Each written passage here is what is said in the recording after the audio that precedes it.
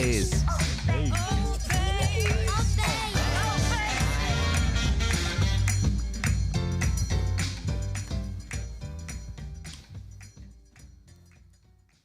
Kia ora koutou, everybody out there in the video world.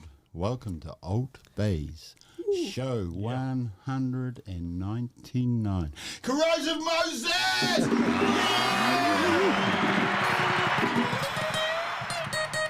The crowd goes wild. So I've got the privilege tonight to sit in and enjoy a show with these boys. Oh, that's right. But don't get it wet. You keep talking like that. Yeah, you keep looking at me. So yeah, show 199. Guys, who is Corrosive Moses? Pedley, that's you, man. You give us the juice, man. Who is Corrosive Moses, bro? Well, that's our band, actually. That's the three of us here. Myself, Stewart Pedley, Gabriel Johnston, and Leo Magri. We're a little punk rock garage trio.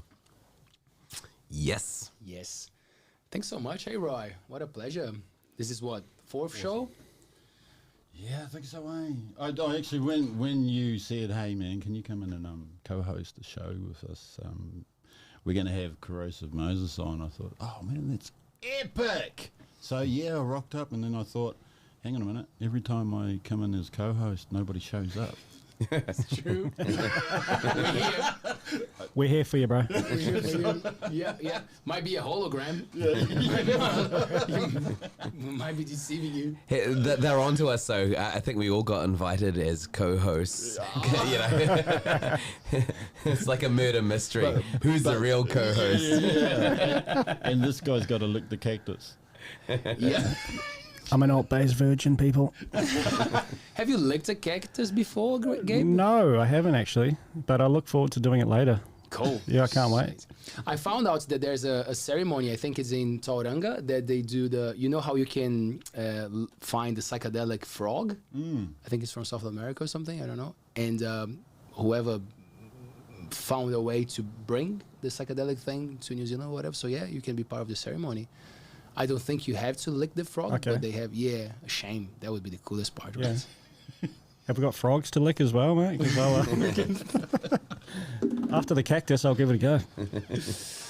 Nah, we're just talking shit. But hey, it's a pleasure for Taylor and I for having all of you guys here. Show 199. It's been a cool, beautiful journey, and we're stoked that you guys are part of it. And now it's fucking pissing. Yeah, can hear it. Can hear it, eh? Can hear it, right? The microphones are good. The soundproofing is not, but the microphones are amazing. I'm just worried about my convertible down on the road. Oh, really? Yeah. You didn't cause the... God damn, Pedley. Shit. And that's why we live in paradise, bro. That's right. Anyway, a pleasure, and having you here, man. Roimata, man, such a vibe, a soul, a person who music comes through you in very different, interesting ways that I love. So it was very special. Here we go. It's very special. It might be the air conditioning. It could be the air conditioning. Yeah, I don't think it's raining actually. Yeah, we're not sure if it's raining outside. It actually sounds like it's a locomotive going past. Yeah. I think we're actually filming this one on a plane. It's the sound of the engine. We didn't want to It's the mess with Altbays you guys. private plane. Didn't want to mess with you guys, but we're actually on a plane. We're actually on a plane. On our way to Europe for the tour. Yeah. And I'm the hologram. Thanks for being with us. God damn. Gabe, when did the trio start, man? Well, a few years ago, you guys were a duo. Well, you still are a duo, a beautiful duo. And I saw you guys playing a few times, and I thought, man, those guys have got great energy, and they're awesome musicians. And I got to know you guys, and I thought, fuck, what great guys, you know. And I was like, they need a bass player. So Wow, all these compliments to say you need a fucking band. They need some direction. They're good guys. they needed something to hold them together. Yeah, fair enough. So I mean, I guess I just saw you guys playing, and I thought, yeah, awesome. I like what you guys are doing, and we slowly got to know each other and became friends, and then we just got together and started jamming very organically for fun, just because we enjoy hanging out, and you know, we enjoy music and we love music, and naturally we started to click.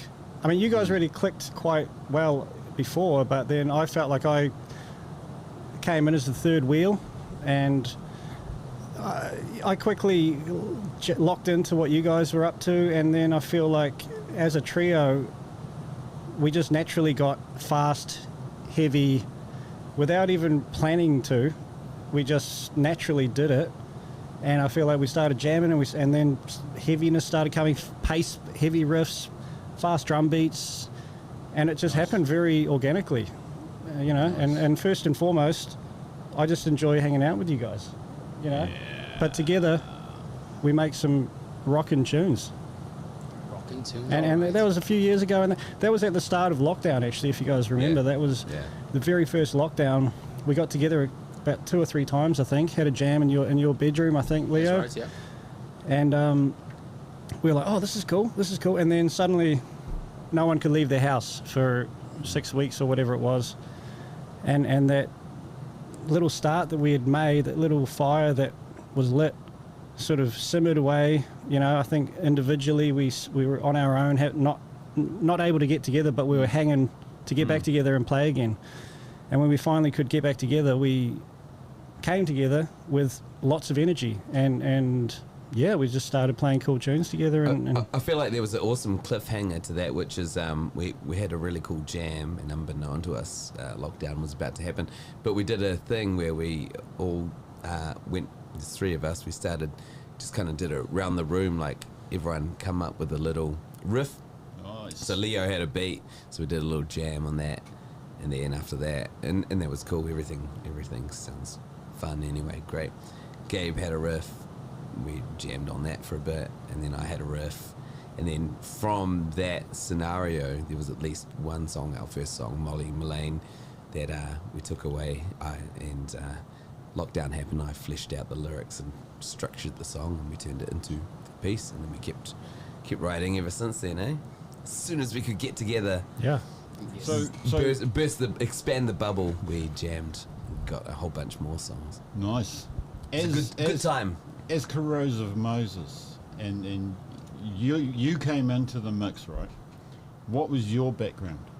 What genre was your background? Definitely wasn't punk, to be honest, which we, like I say, we naturally, as a trio, evolved in that way, but probably I've always been more of a funk, reggae-oriented bass player. That's kind of my main influences, really. Yeah. I've never played heavy music on the bass, really. But once these guys, once we got together, and like I say, it was so natural, it was so organic, and it just kept evolving and moving faster, and it became, you know, it made me up my game, actually. You know, it made me get stronger, get faster, be able to play better, and so my background was not punk rock, but now it is. But it's interesting how the genres that you mentioned in what we play, when you start to dig and when you start to understand them, they have strong connections, eh? Yep. Like, first of all, black music, right? A lot of those, the reggae influence, the ska that we all love, the dub. Two-tone. I love two-tone, bro. Like and two-tone is the perfect blend of punk and reggae to me. the hip hop. You know, Stu loves a soundtrack. What's the name, Stu, of that movie that it mix up the hip hop and the rock and roll bands? Judgment Night from '93. Judgment Night. Yeah. It was like that whole when you know, at one point when I was growing up, show my age, like you either liked metal or you liked rap, or you know, or rock, and but you didn't like R&B. But Judgment Night soundtrack was crossing everything over and messing with the genres, like Rage Against the Machine did with, you know, the rap rock stuff, and just this energy that coming together of different genres. That's where the energy happens. It's like, you know, you can be a rock band and you're another rock band or whatever. I was just to kind of get on that thing where like Gabe brought his flavor, Leo brings his flavor, and I kind of think of it like a little bit like opening up a pantry, a cupboard, and trying to figure out what you're going to cook for dinner. And you know, there might be pasta here, and there might be a couple of slices of bread there, and then there might be you know, some cheese there, and then suddenly you've got like a macaroni cheese sandwich. Fuck yeah. And it may not be delicious, but it sustains you, and this band has sustained us for a few years now. Gets you through to the morning. Where's the lettuce? Man. That's when you see us live, man. Stuck to the bottom of your shoe. Yeah. Hey, damn it. I'm sure there was lettuce in this thing when I started. And you mentioned something about the film, because probably the movie's not that great, eh? The Judgment Day. The movie was terrible, but the soundtrack is awesome. Sometimes the movies are awesome and the soundtrack's crap, but or the story of a movie. But yeah, soundtrack was great, but the movie, nah, don't bother. Man, write in and complain, object, put forward your best case that the movie is one of the most influential movies you've ever seen. But for me, it's the soundtrack. The Nice. soundtrack. Yeah. Talking about sounds. Should we? Yeah, I think reckon. we should, eh? I reckon. So just a disclaimer. Corrosive Moses came as an idea to play loud, heavy, live, to get people jumping. We checked that, you know, when we were coming up with ideas like how people are going to respond to it. And I was resistant. I think I was the one who resisted the most to do stripped back versions of it, of like acoustic versions or slower versions. And I was like, nah. And Stu was always like, but these songs, they're beautiful songs written to fit with a guitar, with an acoustic guitar either way. And then the more that we practice, because when we practice, we want to listen to Stu singing and you want to make it tight. So you want to play a bit slower. So then I started to find the beauty in playing acoustic as well. Nice. So what you guys are going to hear, it's something that is quite rare. We would not do this often. You know, like I have nothing. I have a bongo and a shaker and we're going to sing, but like, It's very stripped back Stripped from back. what we normally do. Yeah. I'd argue though that a good song, not saying these songs are necessarily good songs, but a good song, any good song is a good song from the ground on up. So if it's got a good piano part or a good guitar part and a good vocal line or whatever, good melody, then whatever you put on top of that is going to be good. So as long as you can play it solidly on an acoustic or on a piano or whatever, I think you've got the basis of a good song. And then anything else, all the energy you put from the drums or the bass or anything pushes it forward. So, you know, I think that's why there's so many cool covers, like exotic, strange, weird versions of songs, because a good song is a solid kernel of a seed, and then you can do almost anything with it after that. It's going to grow in strange and mysterious and interesting ways. Oh, yeah. What are we going to listen to? What's happening? Just so you can talk about the song as well. I was hoping if I talked enough about it, we wouldn't have to actually play it. You know you want to. Should we play? What should we play? You pick, bro. What about Turn It Off? Turn It Off, sir. Do you want to talk about the song first or after playing it? Yeah, well, Turn It Off's just, I think, regardless of whether you just, when you hear it as a band with a full noise, it's got just a great beat, but in behind it is a story with the lyrics, and it's kind of what I'm talking about. Is a good song should have Solid bass. a solid kernel to it. So this is a story about it's about a person, I guess, going through some sort of challenges. Anyway, I guess the song should speak for itself. Let's try it. Count us in, man.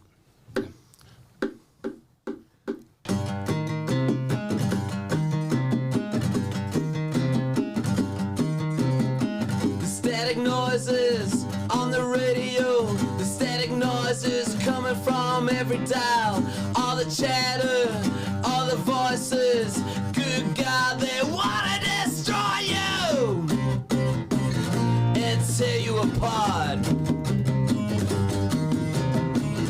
You're not good enough, you're not good enough, you're not good enough, you're ugly, you're not good enough, you're not good enough, think you call yourself a woman. Turn it off, turn it off, turn it off, turn it off, turn it off. She came from France for a man she wanted. She came from France cause she wanted just to be with him. So handsome, so beautiful. These fucking artists will leave you when you're pregnant. Turn it off, turn it off, turn it off, turn it off. Turn it off, turn it off. Ah, they'll let you down. They'll let you down every goddamn time. Ah, and leave you dry every goddamn time. Every goddamn time. She smokes a cigarette in a bedroom. Little Lucas sleeping in the next room. On an easel, she paints a woman. So handsome, God, so beautiful.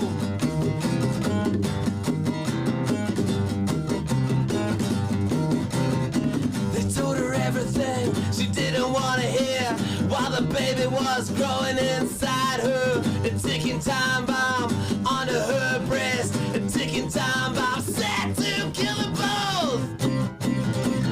Turn it off, turn it off. Turn it off, turn it off. Ah, they'll let you down. They'll let you down every goddamn time.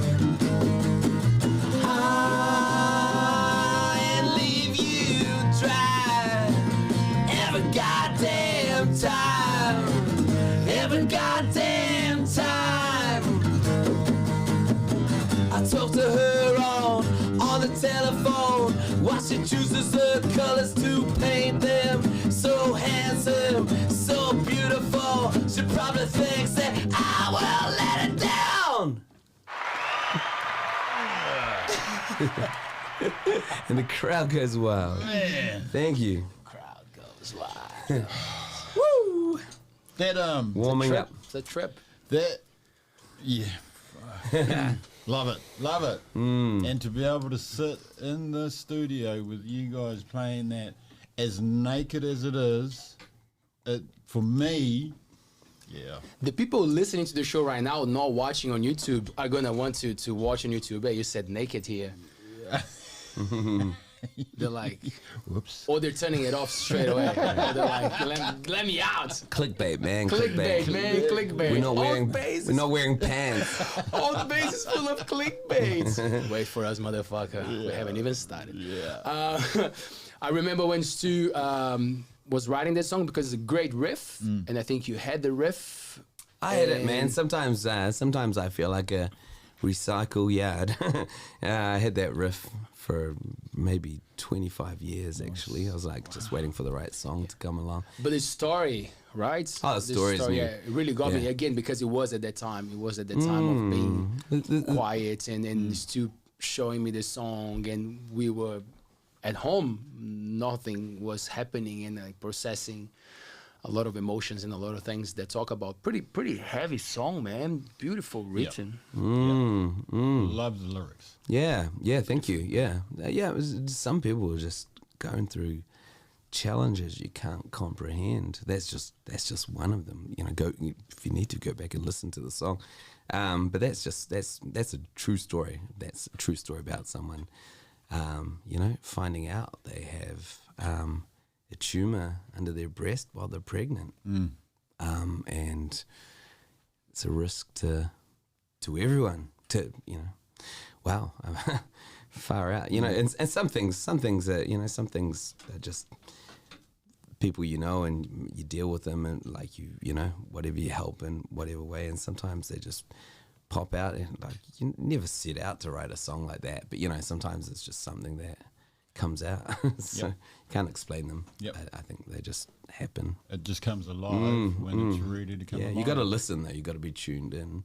I love the line, he's beautiful, but as soon as you get pregnant, he's out. Yeah. How often does that happen? Hey, she came from France for a man she wanted, so handsome, so beautiful. This fucking artist will leave you when you're pregnant or something like that. Like, just not just out of hey, hey, you're an artist. No, artist. How many in the room? No, I'm kidding. No, yeah, it's someone's thought process. That song is. But it's based on a true story. Yep. So Roy, again, like someone who's been on the show like a few times now, and a lot of people know about what you do, but it's always a new show for new listeners. I guess what Stu was singing connects with what you do as part of your job, you know, like talking to families and founders. Can you just put us on, can you put the listeners on the same page, like of what your thing is?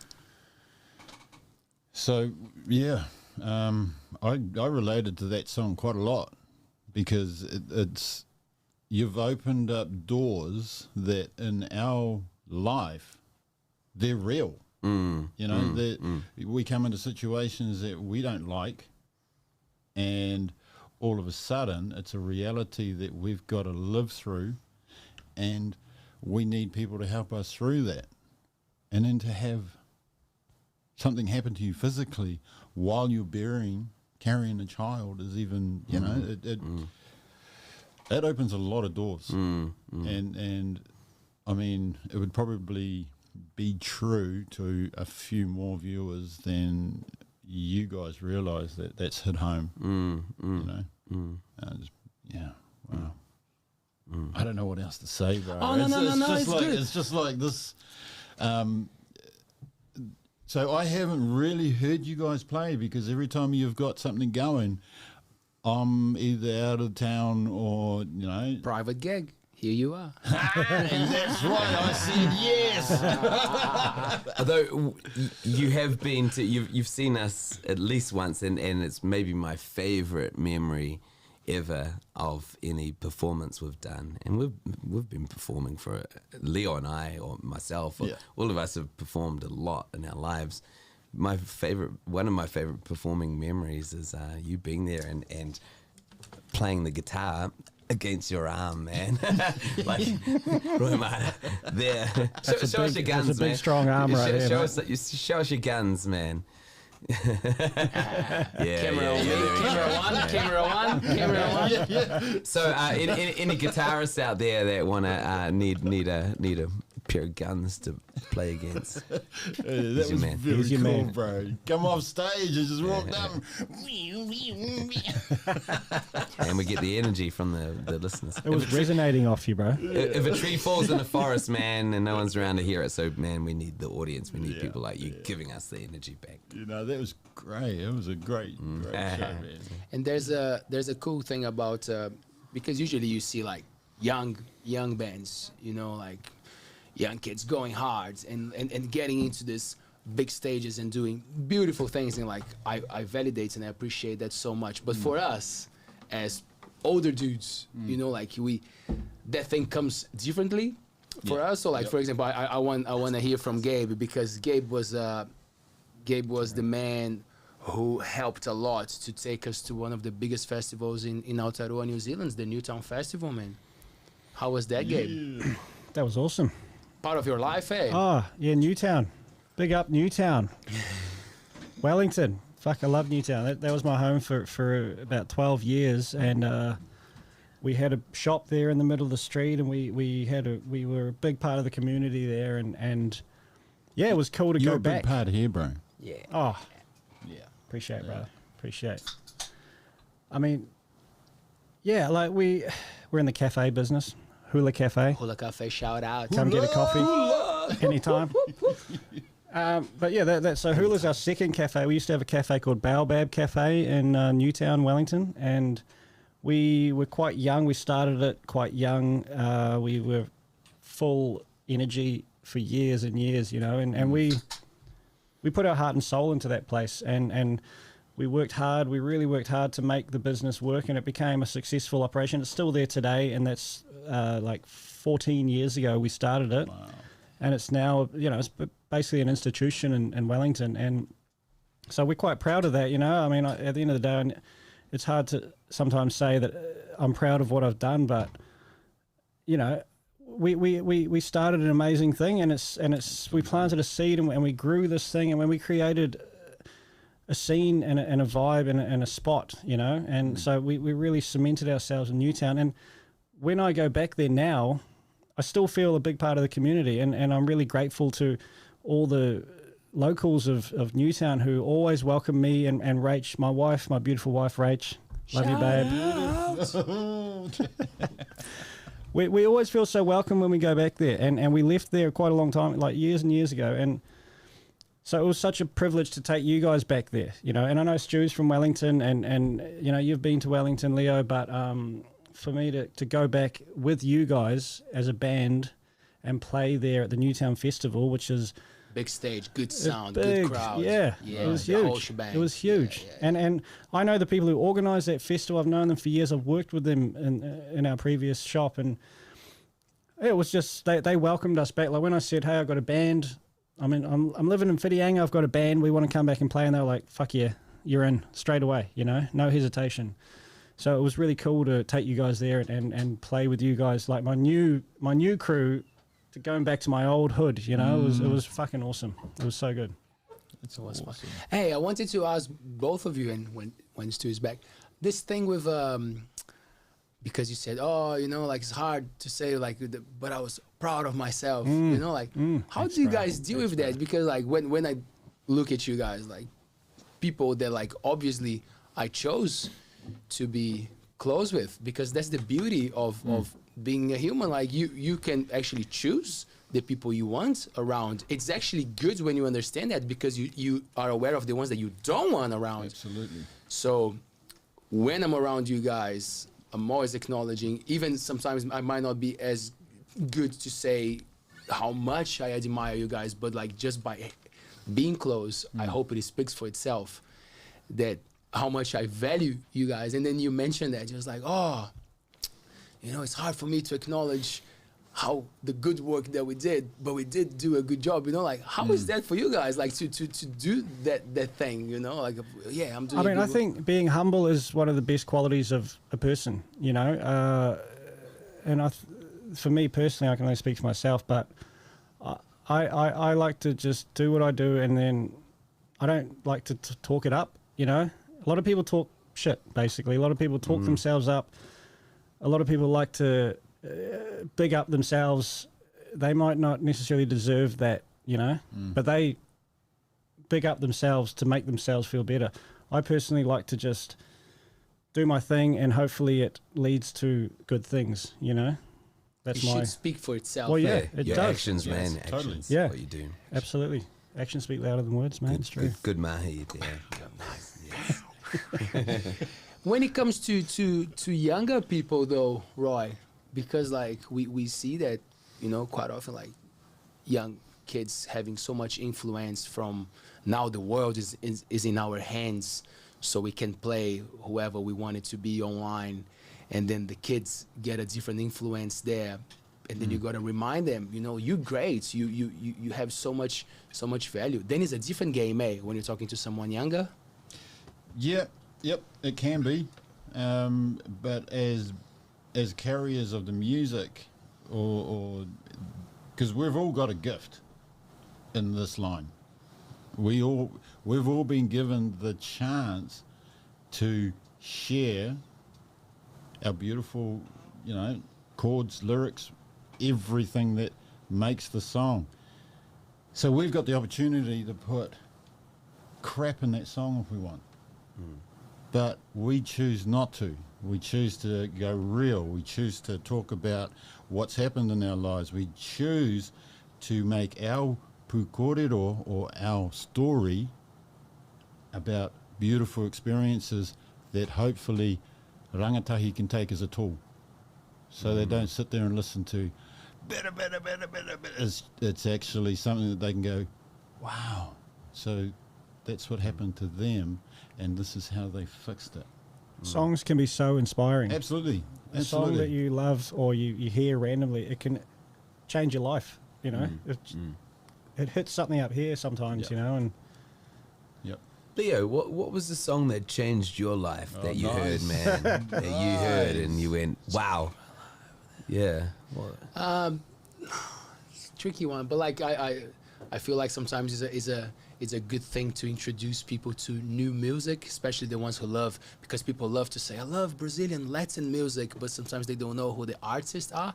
And I introduced to an artist called Tim Maia, and David Byrne from Talking Heads loves Tim Maia, and he made this series of psychedelic beautiful music that he loves from around the world, and he chose Tim Maia to be one of his characters of that series. Wow. And Tim Maia is a very interesting character in Brazil, because probably like in the list of top singers, probably he is the biggest, like most influential singer. Some people will name Roberto Carlos, which was like a more rock and roll guy, but like he had the soul elements, big black dude, like very powerful voice.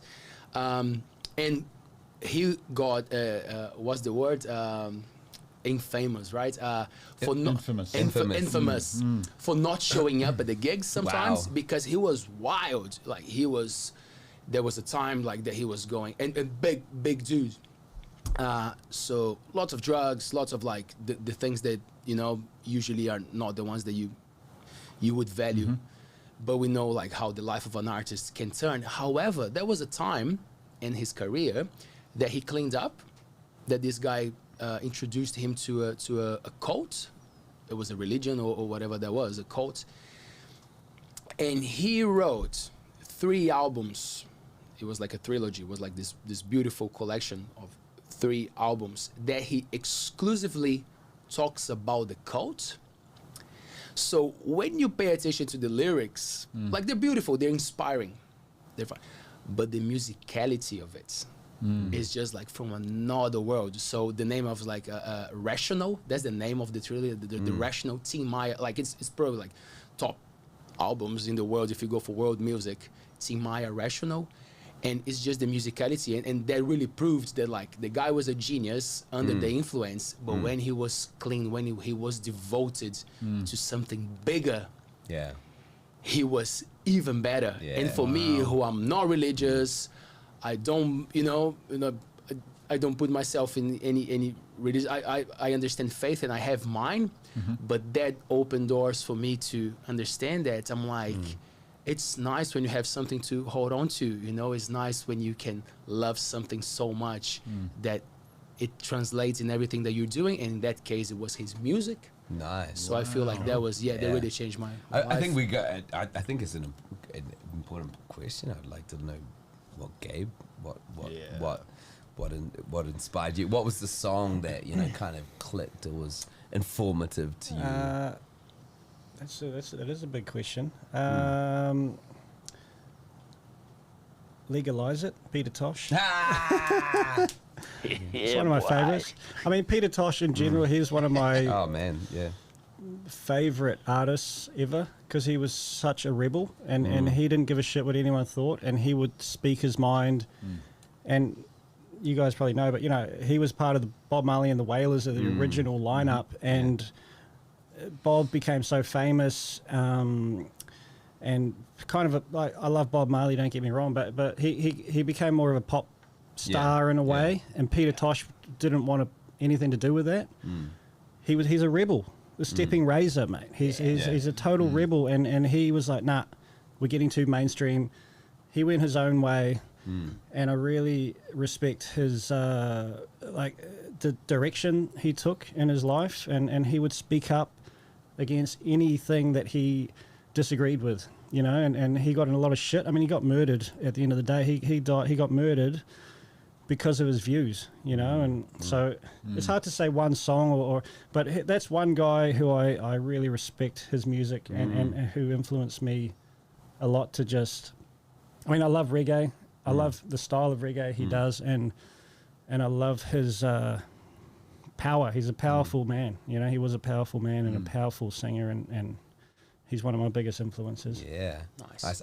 Roy, I want to get to you in a second, but just an interesting fact about reggae and the music of Bob Marley. If you're a musician and you try to play along with any Bob Marley songs, all the songs are slightly flat, so you can't, you know, if you play stir it up, you can't play along with the recording because it's slightly detuned, because back when people used to record on albums or tracks on reels, they said that the songs were too lively and upbeat for the Western market, and so they slowed down the tracks a little bit to give it more of a groove and swing. So actually the original songs are a bit more lively and faster, but they slowed it down to their stoned, chilled vibe. But yeah, all the songs are between keys, so if you try and jam along with Bob Marley, you have to tune your guitar down, or you just have to get really high. Listen to the teacher.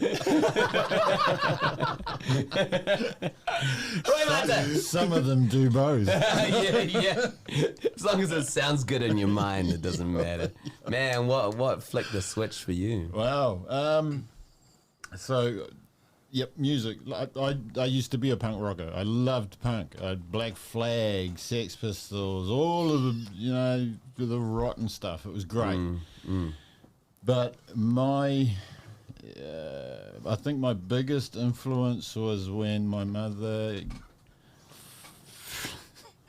got me up to sing Purple Rain. Yeah, man. Wow. For the first time. Woo. I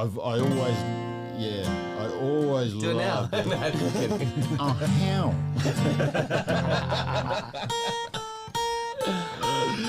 I love Prince, man. Yeah, okay. Yeah, Sorry. I've always loved Prince, and watching the movie Purple Rain really opened up new doors for me. So when we were at the Great Western Steakhouse in New Lynn, you're talking about your age, bro. We're going back quite a bit. You know. And I ended up working there, actually, but, you know, that's another story. There was a karaoke there, and the lady came over with the song list and looked at Mum and said, "You look like a beautiful wahine that would be able to sing all of these songs." And Mum went, "Oh, hell no, give it to him." And I went, "Well, no, I don't sing." And she goes, "You bloody sing now. Look for a song." Because the meals are real expensive. You sing, boy, you sing all night. Give them what you want, what they want. Yeah, but not yet, Mum. Wait until I finish my steak. Don't stop singing until you see the car out the front. Guys.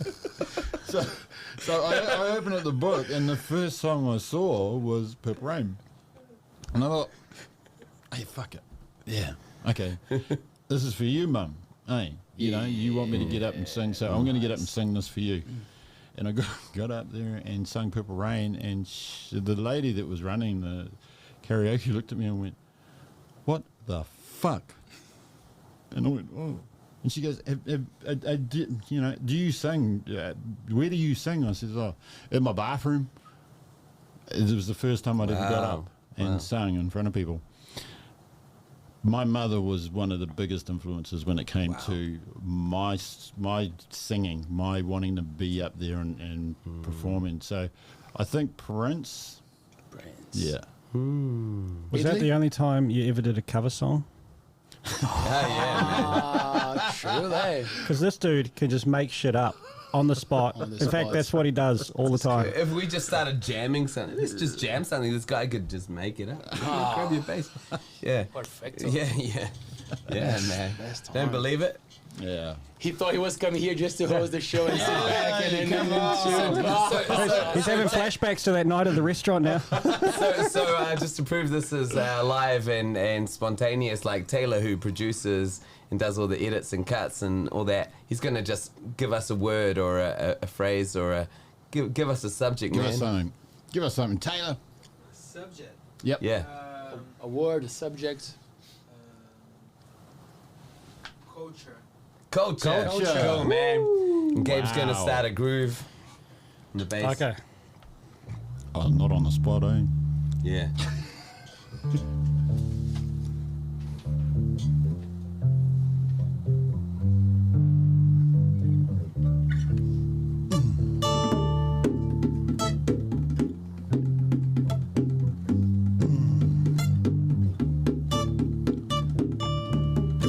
You know, when I wake up and the rain's pouring down, I take a look outside, I wander around, I feel the energy arriving in this space. I look around, I'm looking at everyone's face. Different values, different places, different lives that they've seen. They come from places I only dream. Look at the islands, beautiful thing, with the palm trees when they sing. Different culture from my own, but when I'm there they make me feel at home.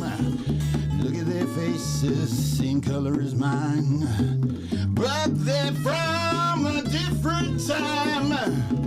I know where I wanna be. That's right there by the sea.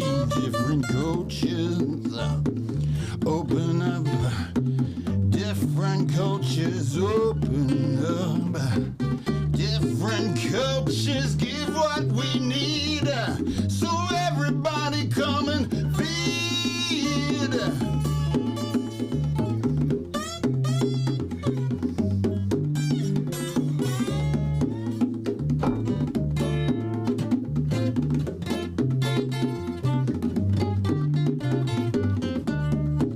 You know, it's kinda like when you listen to different types of music, it begins to glisten. It teaches you a lesson, it gives you what you need.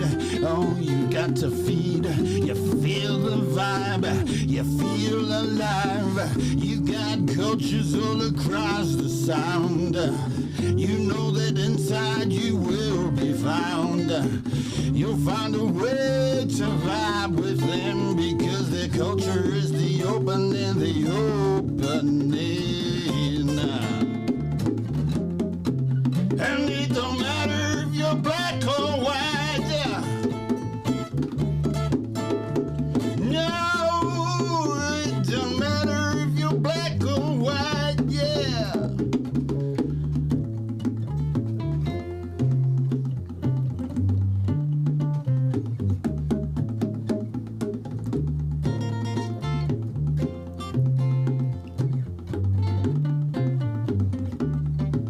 In fact, we've got 1, 2, 3, 4 sitting right here. Cultures of overshore.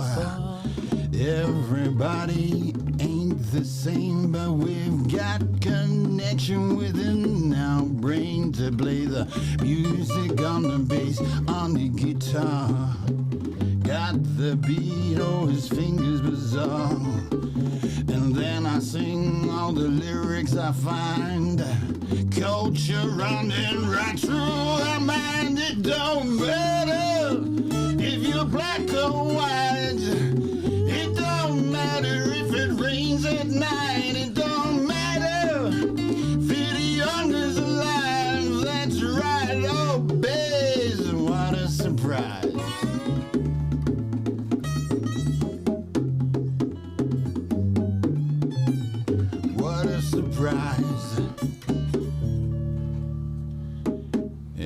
Taylor makes number 5. Nice. What about you, Stu? You didn't say your music or bands or Oh man, yeah, I grew up around music. My dad's a drummer, and yeah, those influences from our parents really, and people giving us the push, and I always remember that, and try and apply that as a teacher. I'm a tutor. I teach music to kids, to tamariki. Leo does as well, and we all facilitate jams. Roimata's fantastic at running jam nights, hula cafe, Hula! monkey house, anything that facilitates, Monkey house! encourages the green room in Thames. All of those things, all of those places and spaces. Luke's Kitchen. And Luke's what, isn't Kitchen, it? yes, absolutely, yeah. Anything that encourages kids. So I was a kid that had a space because my dad was a drummer, and I got to get up and get out and see bands playing, and he encouraged me to get up. But the real defining moment for me, the real, and I had an older brother, so I was always punching above my weight with music. So, when I was 7, he was playing Iron Maiden and Talking Heads and Jimi Hendrix and all the kind of classic stuff. So I always had a cool thing. I didn't understand it, but I was hearing Sex Pistols and the Misfits and everything, and it all becomes part of the salad of your upbringing. It's all thrown in the bowl. But the real defining moment for me was, I guess it was a Saturday morning, and my brother and his friends were listening to something amazing out in the lounge on video that he'd taped the night before, and man, I wanted to hear it, but I was always that younger, annoying brother. So, go away, man, go. And when they went out, whatever they did, rode bikes or whatever, I was like, man, there's a video in there. I pressed play, and it was turned out to be this band called Guns N' Roses, and it was a very early concert of theirs, and live at the Ritz, which, if you know it, if you're a Guns N' Roses fan, you're like, yeah, man, that's the one, when they were raw and hungry. But they did a version of Knocking on Heaven's Door, and like way better than the album version. The studio version's a bit kind of watered for me, but there's a solo, man, that just like Slash it's like all feels, like 100% feel. This is technique is in there, but it's feel. He's like, his head is back and his eyes are closed, and he's missing notes, but it feels like someone that's telling a story. And I was like, man, I'm gonna play the guitar. Actually, I wanted to be a singer, but I'm like, I could never be a singer. So I'll learn the guitar like Slash, man, and that'll have me set. And I have this theory that everyone who learns guitar kind of wants to actually be a singer as well. So eventually I learned to, or not learn to sing, I never learned to sing. I fake my way through it. But I can play guitar. I learned to play guitar. And 50% is a win as far as I'm concerned. But yeah, Knocking on Heaven's Door, live at the Ritz by Guns N' Roses, man. Fuck, their version, so good. Formative. Gabe, did you take your daughter, Sari, to see Guns? Yes, I did. I went to Guns N' Roses last year. Took my darling daughter, Sari. Hi, Sari. Yeah, She's a young rocker, and she loves heavy stuff. And yeah, we went and saw Guns N' Roses, just me and her, in this big stadium there in Wellington, and man, it was awesome. Like I've been to Guns N' Roses. They were actually one of my big influences too when I was a kid. They were so rebellious and just. I remember being like 9-10 years old and just thinking they were just the coolest dudes ever. And now my daughter, who's 10. Can I just say that when I see Sari rocking out to Guns N' Roses, she doesn't see, like, later on they became a big stadium band and it became a bit cheesy and obvious, but the early stuff that Gabe and I are talking about is so full of energy and rawness and unpredictability, and it's kind of terrifying and amazing at the same time. And when I see Sari rocking out, your daughter, it's like she gets that raw energy from it, eh? Nice. Yeah. She feels it. She loves, like, she wants to listen to heavy metal every night. Every night. I don't want a story. She doesn't want bedtime stories. She wants fucking heavy metal, mate. Tell the story every about night. Ozzy biting a bat again. I don't want pony pals. Why would I want a pony pals book? Yeah, but it was a good gig. Like they, it was cool that they still had it. I mean, they're all 60 or so. They're all old dudes now, and it was very professionally, like the performance was super professional. They were tight. The Slash was he's still such a maestro, like his solos are just such high moments of their songs, and they were running around like they were fucking 20 still, and it was really cool to see that they still have it, because I mean I think they've been through their ups and downs over the years, and they've gone full cycle now, and I think their energy is they're into it. They're really into it. I could see that, and it was so cool to take my daughter there, and I put her on my shoulders for 4 hours. The gig was 4 hours long, and we pushed right to the front, and she was just singing every song. She would hate me telling you guys this, but she was singing at the top of her lungs. That's Yeah, great. that's awesome. Every song, like she was so into it, and so was I actually. It was cool. It was the first time I'd ever seen them actually. And that's what it's about. It's about taking your tamariki to give them the experiences, because, I mean, especially at her age, who else is going to do it? Yep. Fuck it, Dad. Yep. You stepped up, bro, and you took your daughter to a concert, her first concert. Yeah. And can, Fantastic. and can I say, sorry to sort of cut you off at the end Yeah, there, rude. but yeah. Doesn't know how podcast goes. I'm a musician, but I still haven't sussed out timing. Always cutting off the song or the talker or what. But you can't beat a live experience, right? So like you can watch stuff on YouTube until your eyes go blue and your head twists around and Exodus scene. But don't know where that image came from. But That's what he does every night. a live, give me YouTube. But a live experience is you can't comprehend the full body, full sensory experience. YouTube is just like eyes and ears. But man, when everything is, when it's all hot bodies and sweat and visceral energy, man, you That can't- shit is real. Yeah. That shit is real. Yeah. Yeah.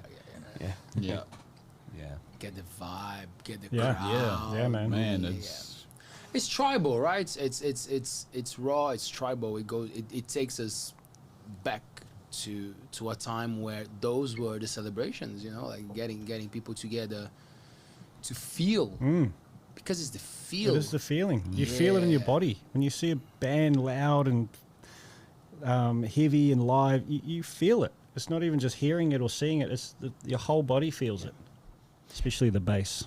Yes, and it's 100%. And there's the thing, like, and there's the beautiful thing of and this is a cool segue to talk about Dave Rhodes, that I think we will, right? So now is a good time of the differences between something that is loud and something that is well mixed.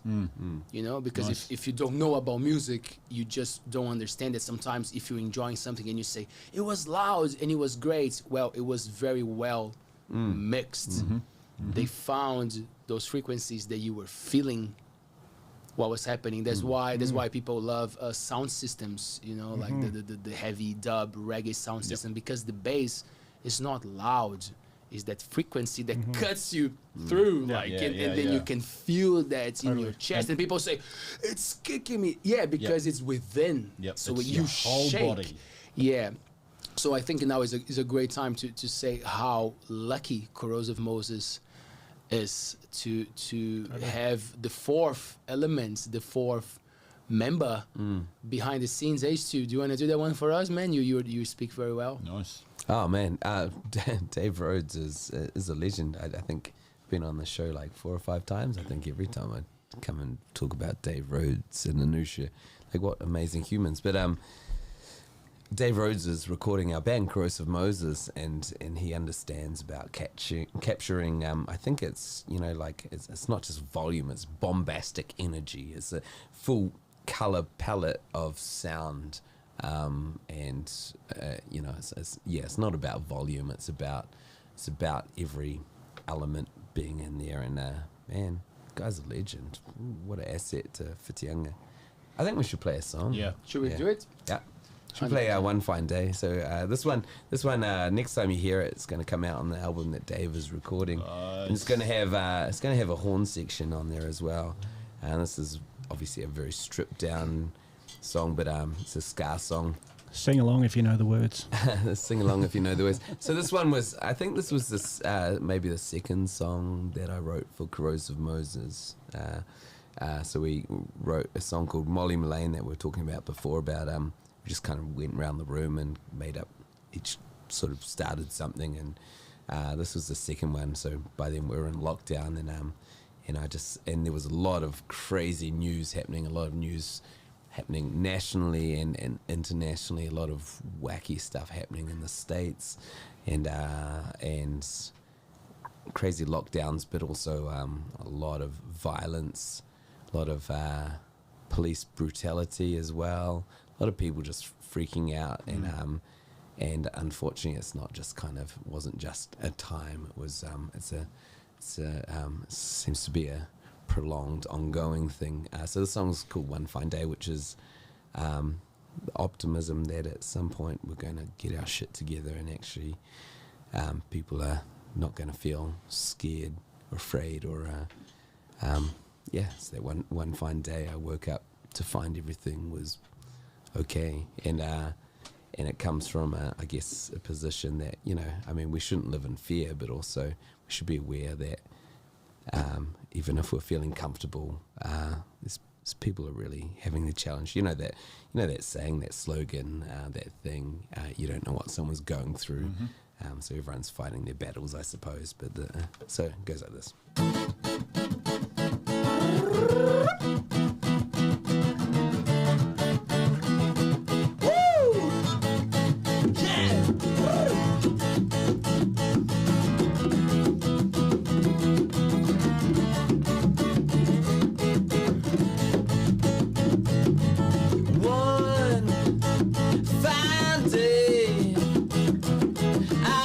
To find everything was okay.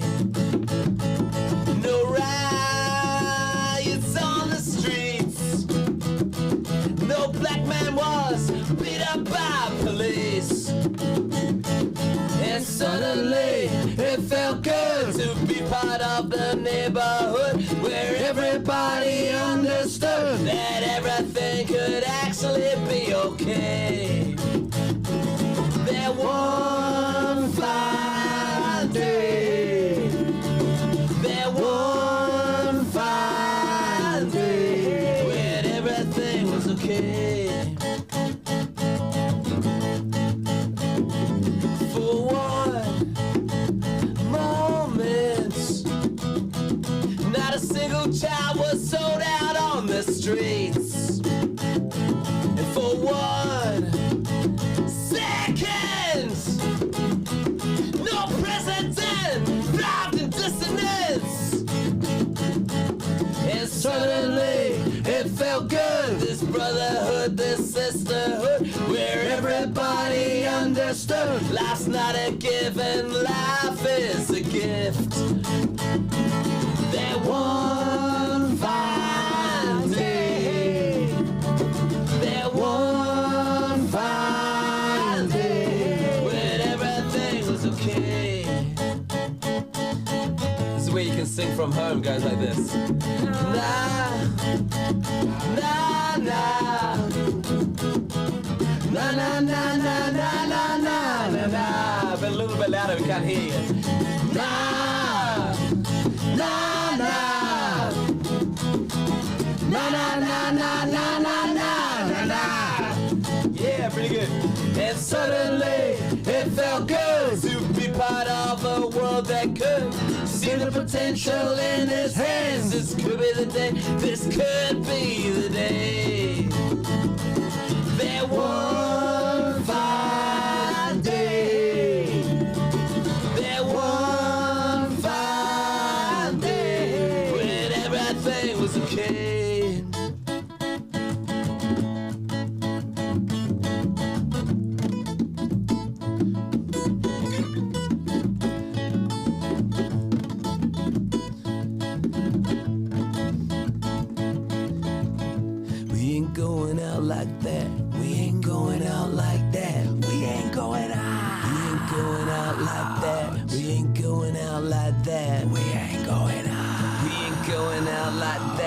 We ain't going out like that. We ain't going out. We ain't going out like that. We ain't going out like that. One fine day.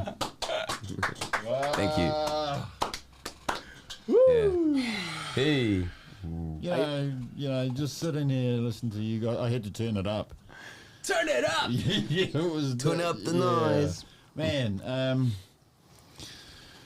I do. I feel like I'm sitting in a little private little cafe or something, you know, and having a band, a rock band, sit in and just play to me. We're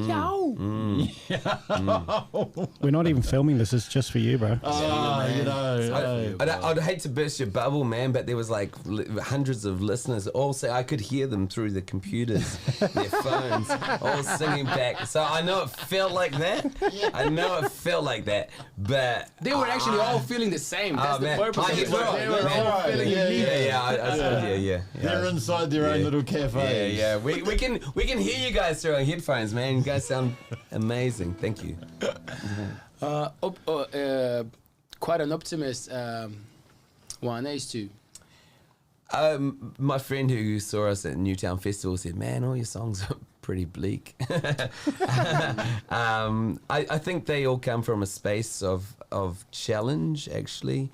So I like to introduce that one as optimism, but all the imagery, of course, is actually struggle and challenge. And I think all of our songs have that punk rock energy that are confronting or challenging. There's nothing, I don't think there's any songs that start from the top of the cliff looking down going, yeah, we're up here. I think they're all looking up going, fuck, it's a long way to go, but we're going to do it. And yeah, that song is actually, yes, it's a challenge. It's a challenge that we can do better. We can strive to be better humans, and maybe we will have that day that things aren't so hard for people. It's quite nice because I was in a band called Odyssey West back in the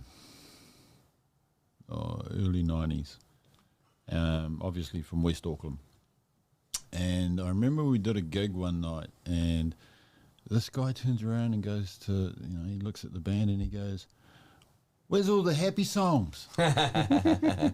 Because we were coming from a very similar space, and that was the space of being down here and having to unlock all of what the band had gone through in their life, because I would sit there and we would talk just like mates, but everything that we talked about I took in and went, wow, that would be really cool in a song.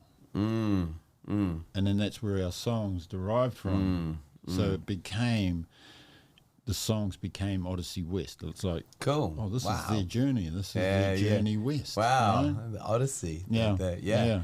Plus senators and giants wielding swords and it was insurmountable valleys. Just hearing you talk about coming from there and looking up and going, fuck, it's a long way to get up. It was a very similar thing with us. Was it makes me wonder how many other bands out there actually go through that process as well. It's quite interesting how to find. Wow, excellent. Thank you. Thank you for your call at all. Interesting as well, because I think we're not mainly, but we talk a lot about the social issues. That's when I feel like you look and you see, oh man, this is so unfair. This is so hard, like, why is this so hard? But that's why the optimism, it lives with me, it's within me, because if I'm looking up to someone who is socially, whatever, wealthier, it doesn't mean that they're happier than me right now, and that's where I sit with my optimism, like, it's not fair that we have to struggle to live. However, You know, like what we keep within, the way that we carry life and the way that we do things. That's the core of the optimism. That's why sometimes I find it funny when people say, "Oh, you're an optimistic." I'm like, it's just better for me to deal with my life if I'm an optimistic, because then I'm on a positive within, even if everything external is playing against. But I'm ready for what's coming. You know, like, and that's why I love the work that all of us here do, because.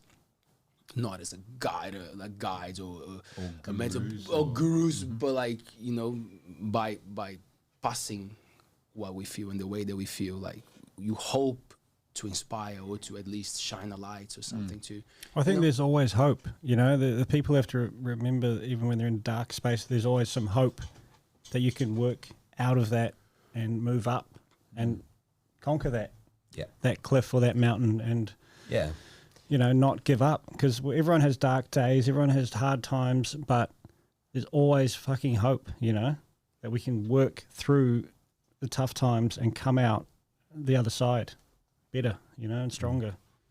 Yeah, like the people fighting for the skate park in Tairoa. Oh, Yeah. Can we bring that one up now? Yeah. Because Good point. because you alluded to I was thinking about privilege and I was thinking about privilege and challenge and fighting a good fight, and I guess like well, I don't know. Stupidly.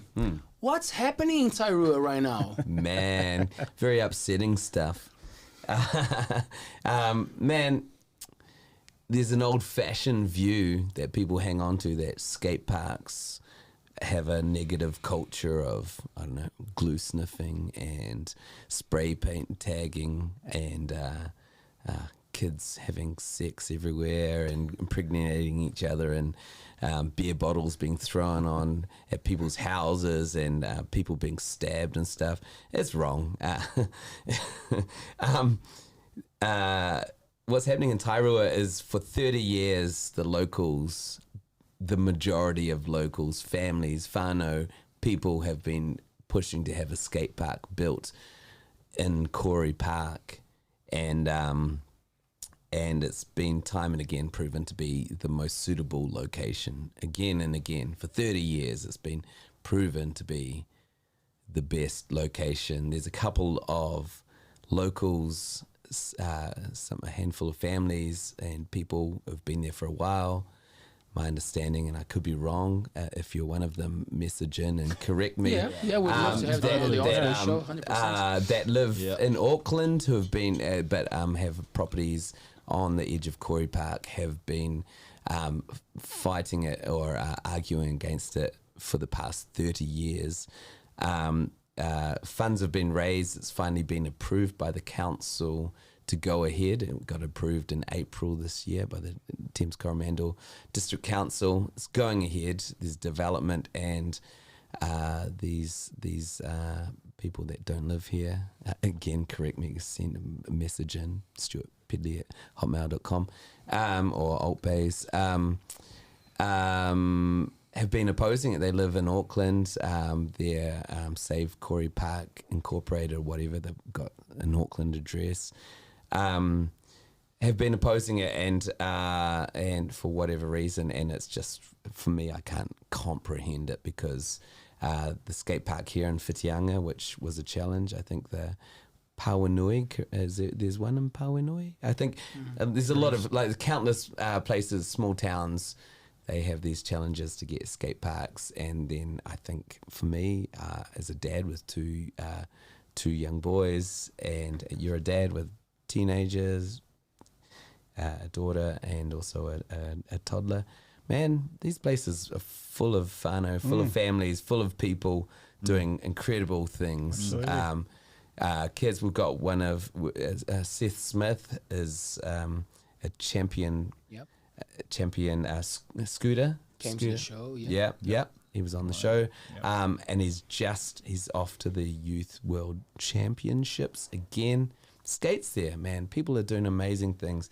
There's a skate school for mums that Sean Riley is running, and there's a whole bunch of incredible things that are happening. There's positivity. It's a hub in a town. It's an asset. It's an asset to the community. Yeah. Yep, Yeah, totally. it's a town that doesn't have a very strong hub, and for me, as a person that works in a school with youth, I see it as a real integral key hub for the town, it's very sad to see there's people opposing it in Tairua, or something that's incredibly positive, just because they're scared. I think it was said in a meeting they were worried that there'd be pee on their fences and beer bottles on their lawn. Well, come here and Have a look. come here. Check out our pee. Yeah. Yeah. Check out the pee, check out the beer bottles, check it all out, because you're going to find it hard to find it. Maybe the odd Subway wrapper, and if you're a young kid, just pick them up, man. Put them in the bin like a person. But other than that, so it's very upsetting.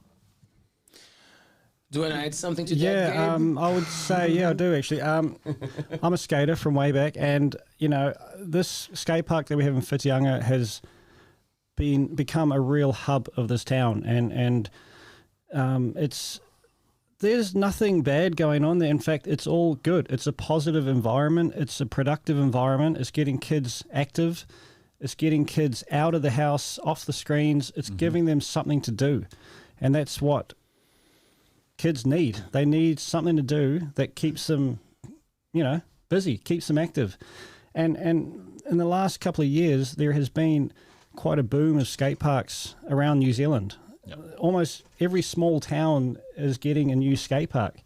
In the past couple of years, there's one just being built in Cambridge. There's they're getting built all over the show, and it's a trend of getting people out and about, getting active, and creating a hub. And for people to oppose that, it makes no sense at all. It's literally, it's so detrimental to the development of the youth.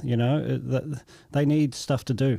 They need stuff to do, and this is something that, having a skate park in the town will make these kids proud of their town, and it'll keep them active, and it'll keep them busy. And to try and shut it down is absolutely ridiculous. And, I fully support any movement towards getting the skate park happening, because Tairua needs it.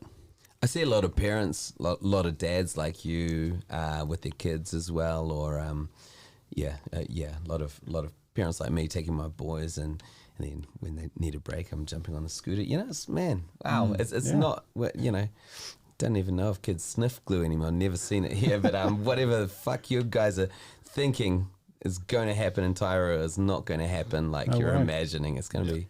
And Taylor raised a good point the other day. The old people opposing, or I don't know if they're old, but some of them might be. Usually they're really into sports, and the thing with the Olympic Games and whatever. Well, now skate is an Olympic game. Oh, man. So you actually stopping young kids to very potentially bring gold medals to this country, because we watch here, we're lucky to have our window pointing at the skate park, and because Taylor's an old school skater, so he's watching, he's like, man, look at that kid, look at that kid, look at those tricks, so you actually not just stopping a generation from thriving, but actually you're damaging the country in a way, because they could be thriving, bringing gold medals. Bring back the gold. Luckily, the gold. there is actually there's a song coming. We've written a song called "Let the Kids Skate." So we're going to get some funds and record a song and video called "Let the Kids Skate." It feels like it's a good time for Limboland. I'm gonna go to the toilet. Can you tell a little bit of the story of Limboland, please, bro? Whoa, okay, I've got to stretch that. How long? About 4 minutes. About 12 days. Yeah. You got time. I think the song's just going to start, man. Just on the skate park, because I work in the Kura on a Tuesday, we've got a lot of rangatahi that we work with who you sit there and you start talking to them, and it's like, well, what do you like to do, man? Oh, skate. Oh, so you go to the skate park? Yeah. How often do you go to skate park? All the time. It's not just one or two. It's a huge chunk of the rangatahi that we see that enjoy that space. And then you start looking around and you start seeing the cliques that they've got going on. Yeah. Oh yeah, okay. So you hang out with sure. So that's that group that hangs over there. But Roy, why is that a good thing that they go there? Like, how's that not a negative thing that they all hang out there and do? Why is that a good thing? Yeah, because they're not sitting at home doing this, but they're also not down the road causing havoc and disrupting people, and then being told to off. You know, And the people who think a skate park is going to be a place where bad stuff happens, it's stopping bad stuff happening somewhere else. Yeah, because that's right. Kids who maybe are a bit misled, or who don't have much going on in their life, that gives them purpose. If they don't have that, they'll be up to some bad shit somewhere else. That's right.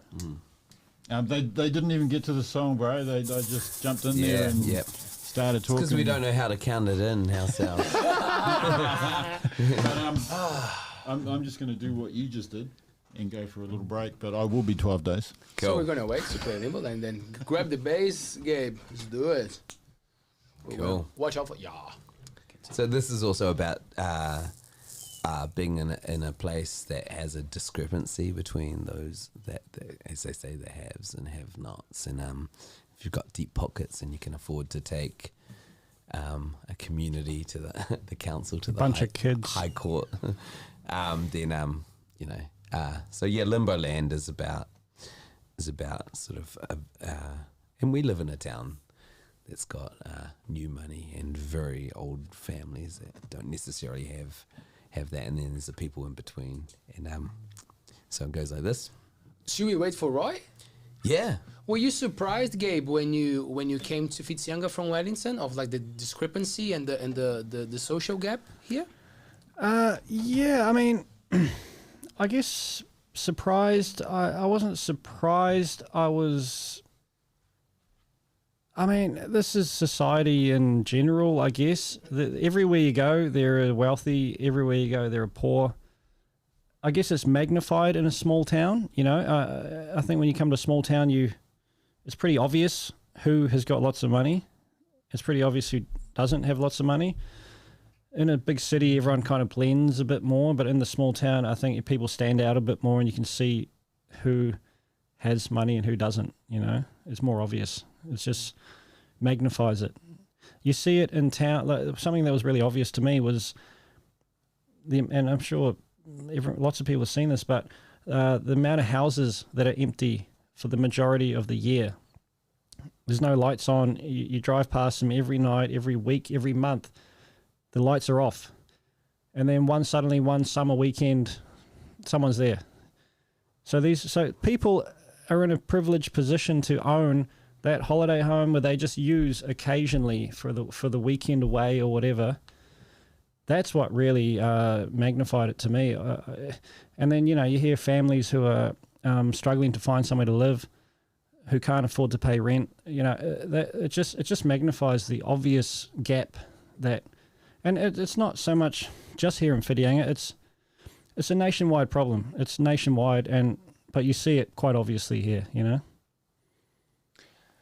It's gonna take a while, and that's the problem. Like, when you hold power and wealth, like, you're just not gonna wake up one day and say like, well, you know what, maybe it's a good time to share and to pay more attention to what's going on. It's a slow process, and then that's when voting, I guess, and all the choosing your leaders, right, and the people who are putting the ideas out there for us to vote for makes a big difference, right? I opposed politics for many years in my life, and now with this platform that we get to talk to so many people involved in social issues, they keep banging on that. It doesn't matter how much you agree or disagree with the system. Not voting kind of minds your voice in a way, isn't it?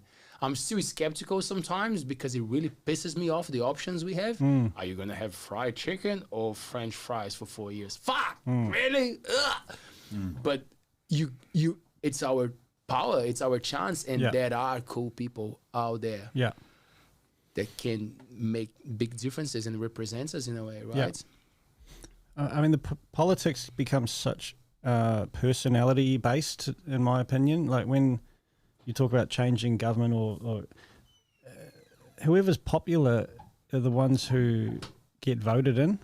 In my opinion, I mean, not necessarily the policies. It's the personalities. You know, it's people become popular because they say cool things or they say nice things that people want to hear.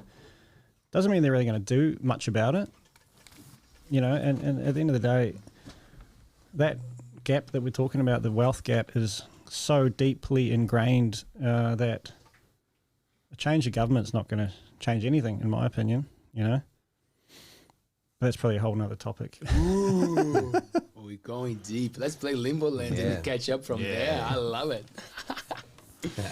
So this one, the drums are too loud to try anything, so I'm just gonna go soft.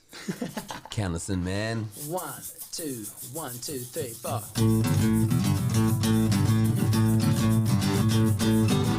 State houses lined along the tracks, fat mansions stacked upon the banks, and MSL's drugs from the back of a van. Another dollar, another day, and we just wanna play to nobody that's gonna give a good goddamn. Here we are, la-di-day, this ain't no holiday, where you live in limbo land. You gotta hold on to your dreams, carry your own flag, when you live in limbo land.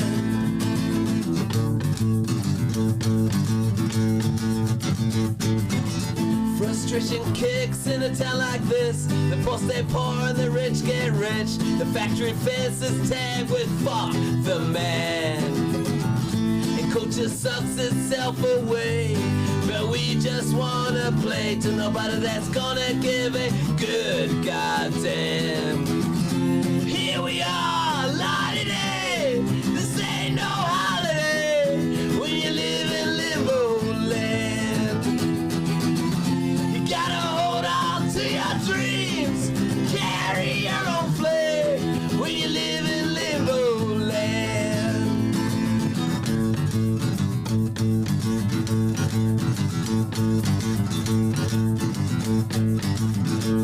Yeah.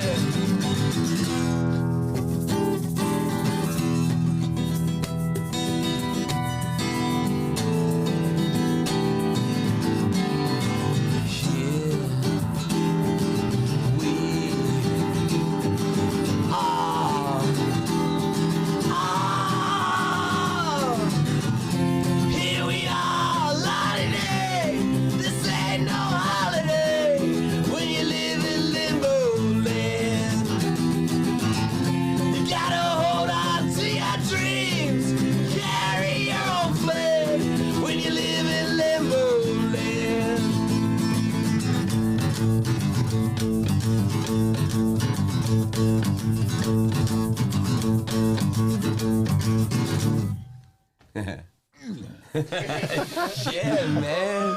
Cool. You know it's working when Roy is G'd up, man. You're like our barometer. We just need to actually take you with us everywhere we play. Yeah.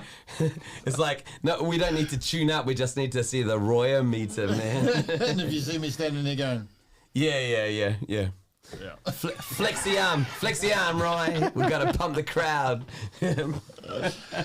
oh man, hey, yeah, I just feel privileged, sitting here with you guys, just smashing it out. It's great. Man. Your bass, I mean, wow. You know, we've got Stu, who is a legend on the 6-string here. Your bass, are you writing it?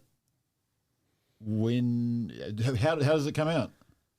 I mean, Stu writes the lyrics. Often Stu comes with a riff or a couple of riffs, and Leo and I, add our flavour, which helps evolve the song. I'm not a songwriter. I mean, I just... Well, you are.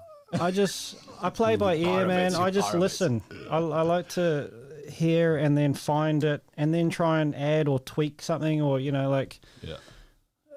I don't want to just play along to the guitar. I like to obviously work out what Stu's playing and what the riffs are, and then just add a little bit of flavor to it, you know. Wow. I mean, so my knowledge of music is the drum and the bass are the heartbeat. The guitar and the vocals and any other instrument dances around them. I know, you know, listening to you guys at the Monkey House when you are all together and you get up and jam, it is really tight. It is really beautiful.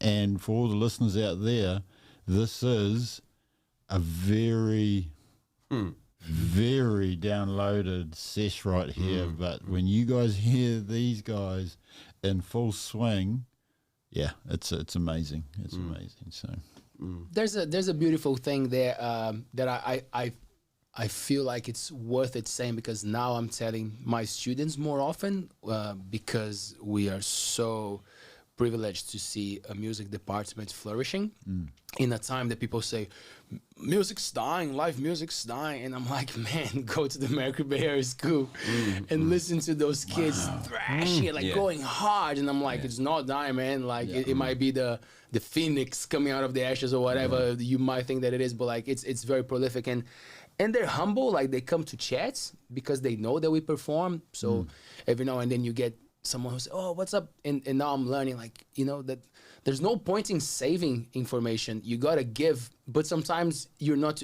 at least in my case, it sounds silly, an advice, because it's something so like personal, but like something that works very well for Stu and I now I own to. I own it. I'm not a guitar player. I'm not a bass player, but I have good ear, so I can sing what I would love to hear Stu doing. And Stu, he can play the drums. He's not like, wow, the drummer, but like he understands what's going on.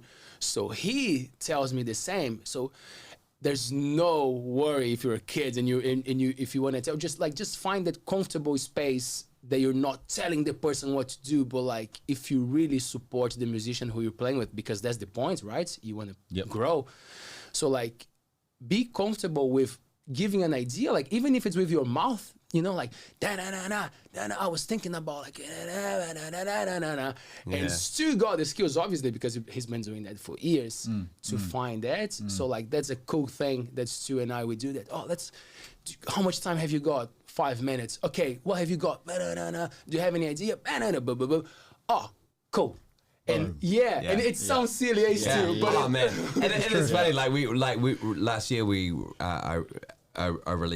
released an EP called under the name of Stewart Pedley and the Sinners, and I always collaborate with Leo, have done for years, and there were some of the songs. There was one in particular, a song called Ana Out of Control, and the ending goes crazy. And I could hear the drums, but I'm like, man, and do this thing where it goes. And Leo's like, what? And I'm like, it's like this, and then and he's like what, like this, like, I'm like, yeah, but kind of like, and it, like you mean like this? Yeah, man, kind of, but like, but we just hashed it out like fuck, and then we got it, man. It sounds great. Got it, eh? Yeah. We got it's it. awesome. Yeah. So trusting, you know, trusting. I think you just ignored me in the end and just did it, and it was awesome. Whatever. It was that guy. It was even cooler when Dave Rhodes said, I don't know what he did, but it sounds cool. I'm like, oh, cool. It sounds like a cool compliment, you know? You and I turned away from each other, and we both thought that was a compliment to us. Like, I was like, yeah, finally, like, God, and Leo was like, man, whatever she was saying, fuck that, because I just did my thing, and it sounded great. So then we turned around, and it worked. Hey, I said it at the beginning, and I'm going to say it again. Show 199, very special. Thank you guys so much, Roy, for holding the space. You know, like bringing the beautiful vibes. And you guys, man. And again, like I always say that, like we haven't even started. like, you know, we're just like simmering, you know, the thing, and it's a slow cooker. And that's something that people don't understand sometimes. You're like, oh, how is it going? I'm like, man, it's a slow cooker, man. You know, like you want to get all the juice and all the flavors. The best is yet It takes to time, come. man. Yeah. So it's a privilege and an honor for us for Taylor and I to have you guys in the studio, and like it just lifts the vibe, you know. Like, we love doing this. At the start, we were not too sure about the music. We were like, should we? And now we're like, fuck, that's where it's at. You know, like, Beautiful. we love the vibe. So Yep.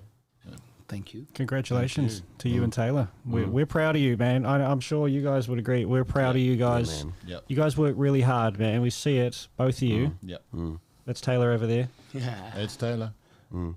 Someone put a camera on that guy. Oh, hang on, he's the camera guy. Day will come. Behind the scenes.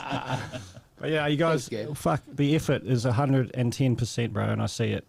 And I respect that, so congratulations. And actually, it's really nice to be sitting at Mahi or down at the cafe or somewhere, and you hear the table next to you. Oh, did you see the Altbays Show the other night about so-and-so on there? How cool was that, man? Oh, well, I didn't really agree with them. Yeah, but you don't have to. You don't have to. You know? Yes, you don't have to. You don't have to agree. It was just a really great show. Yeah. But it might be your neighbor, the guy who you disagree with. Yeah. You know, and if something happens, who you gonna call?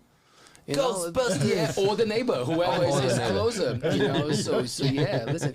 And the Coromandel that we didn't mention, but that's something that we're really enjoying doing it. And when you guys are such a thermometer for us, you know, like when you see a new mag and you guys are like, oh, this is cool. We're like, oh, cool.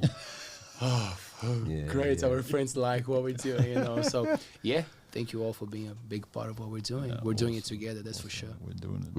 Pleasure. Should we play one more? Yeah. Absolutely. I want to close my eyes and should we just wrap it fall up? Yeah. into it. What Baby Wants, maybe. You picks too. What Baby Yeah, Wants? sure, bro. Yeah. What Baby Wants. Okay. Where does that come from, by the way? What's up with that one? Oh, that one. So every song comes from a different place. Sometimes it comes from having a conversation with someone. Sometimes it comes from a feeling. Sometimes it comes from reading too much news or not enough news or whatever. This one came from just having a line. I think I woke up on a Sunday morning and had this line that just went, what baby wants, baby gets. And I was like, okay, wow. It's a bit of a kind of a cliche line. And then it's nice to have a challenge. And if something seems cliche, then you attach. It's kind of like if someone's got a pretty face, then put some crazy hats on the head and a weird coat and see what that looks like in context, you know, like so you know you dress it up with a weird oversized coat and some funny shoes and it comes out a little bit different. So the song What Baby Wants, Baby Gets is just a kind of quirky tune about people with very wonky moral compass, but they're in love, and it's good enough for us.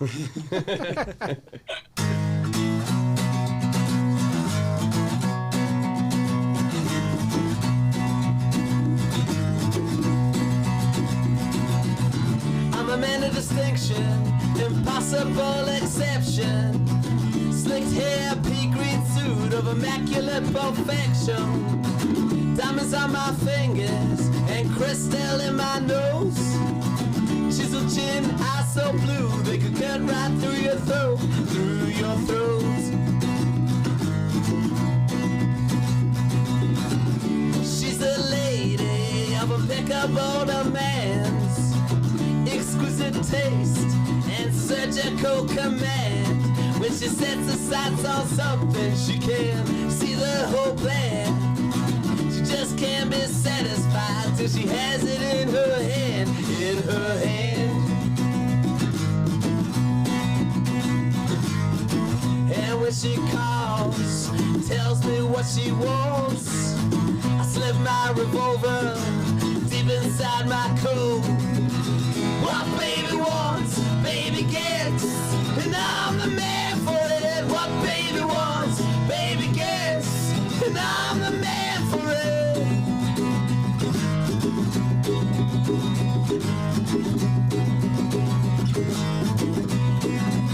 She has papas across the city.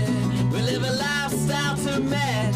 I drive an Opel black Mercedes Benz with baby in the back. Antiques, art collections, money in the Caribbean. You can say that baby has insatiable ambition.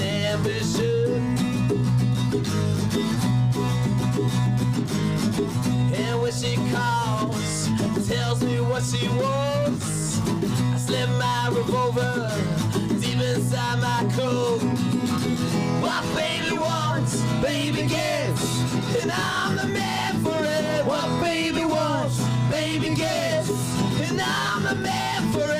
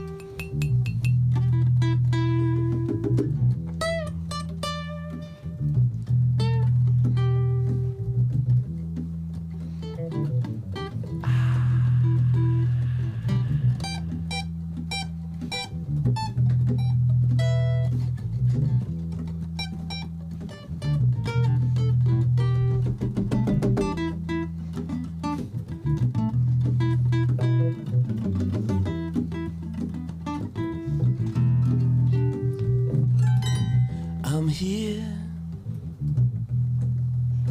and baby wants phone calls at night, tailgating, missing pets, intimidation, extortion, photos to your work, doesn't really matter who gets hurt. So step right out the way, step right out the way, step right out the way, step right out the way. What baby wants, baby gets, and I'm the man for it. What baby wants, baby gets, and I'm the man for it. What baby wants, baby gets, and I'm the man for it. What baby wants, baby gets, and I'm the man for it.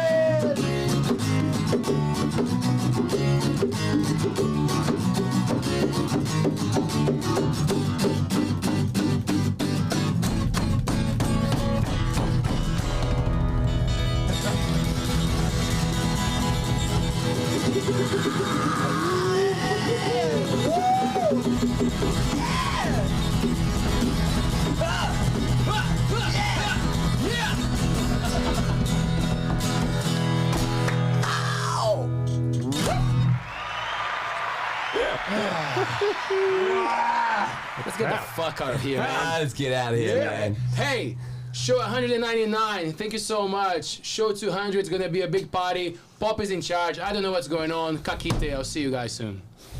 Let's get the fuck out of here.